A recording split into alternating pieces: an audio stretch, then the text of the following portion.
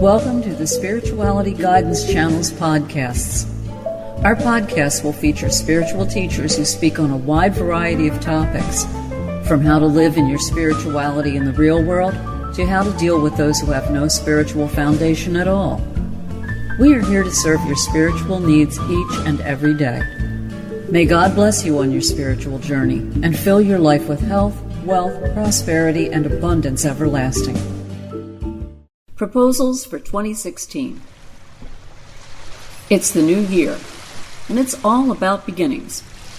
So how about we also make it about letting go of what no longer serves us, about living our authentic lives? That'd be kind of cool. Anyway, to that end, as a start, I propose that for 2016, everyone start. Anyway, to that end, as a start, I propose that for 2016, everyone stop using buzzwords and catchphrases that may have sounded clever the first time anyone heard them, but now are as hackneyed and meaningless and ridiculous as, "Have a nice day." By the way, somebody once said that to me after telling me that I didn't qualify for unemployment right after I'd been laid off. "I'm sorry, you didn't work here long enough to collect anything. Have a nice day. Next." But I digress. Here are the words and phrases I no longer wish to hear in 2016. Chill, chill out, and the utterly ridiculous chillax. Somehow, some puddinhead thought that chill out was a great way to describe relaxing. It isn't. If I'm chilled, I'm anything but relaxed. In fact, I'm extremely uncomfortable, and I'd much rather be warm. There are many things I would like to have chilled. Start. There are many things I would like to have chilled.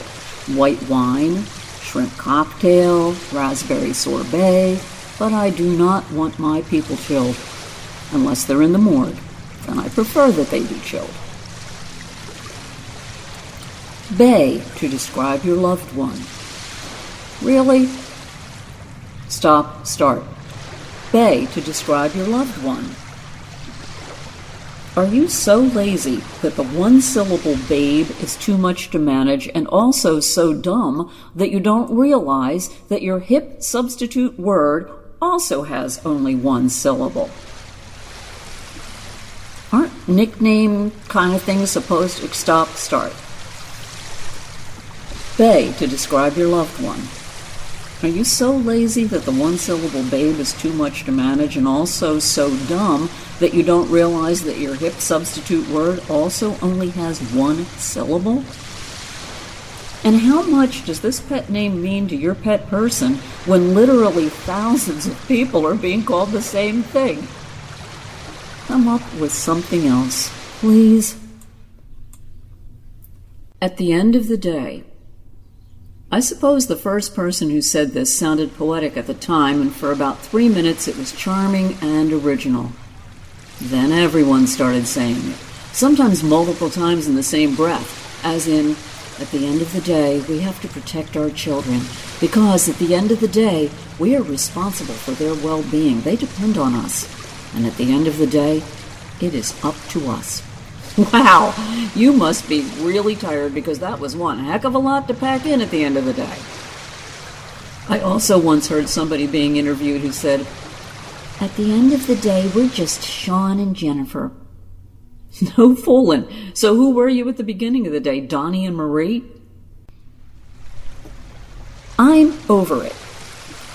When you say I'm over it, you were implying it that one time you were really into it, maybe even obsessed with it. So when I hear somebody say about, the torrential rains we've been having, I'm over it, I have to wonder why you were into it in the first place. Why did you want your basement to flood? Did you have really great flood insurance, maybe? The fashion world is also overly fond of using the same phrases over and over and over. Here are some more I'd like to see retired in 2016. Pop of color. This is very popular in fashion circles and retail and design. And this too makes me wonder what people are thinking. Are we all colorblind? Do we live in a black and white world, and that's why color is suddenly such a big deal? Kind of like when the Wizard of Oz just switched over? I just don't think color is that unusual. Maybe it's just me. Crisp white shirt. Why can't it just be a white shirt? Does it always have to be crisp? That doesn't sound like anything I'd like to have on my body, crisp. Sounds like it would rip and tear pretty easily, too.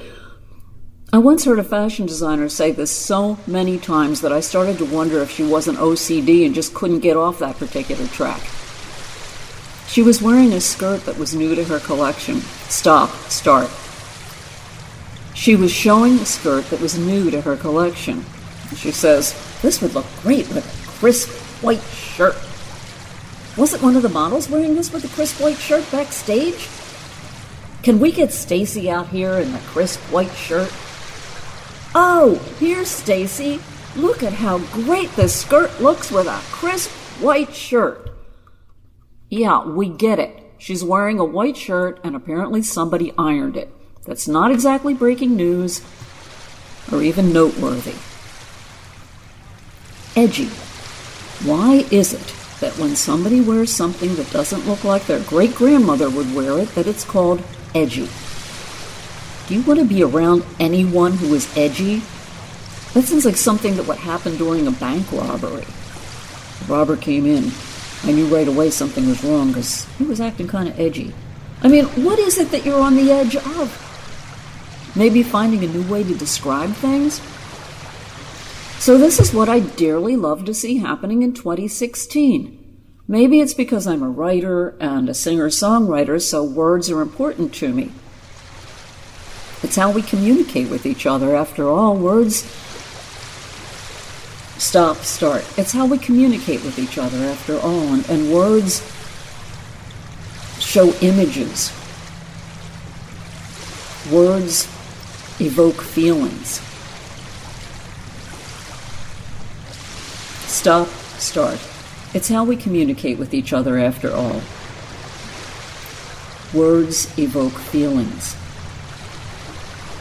And when we use the same phrases over and over, sick puppy, bad boy, cha-ching, bye-bye, in order to sound clever, we don't sound clever at all. And we no longer evoke any feelings or images because they've been there. Start. So this is what I dearly love to see happening in 2016. Maybe it's because I'm a writer and a singer. Start. So this is what I would dearly love to see happening in 2016. Maybe it's because I'm a writer and a singer-songwriter, so words are important to me. It's how we communicate with each other, after all. When we use the same phrases over and over, sick puppy, bad boy, cha-ching, bye-bye, in order to sound clever, we don't sound clever at all. We just sound like we're repeating things.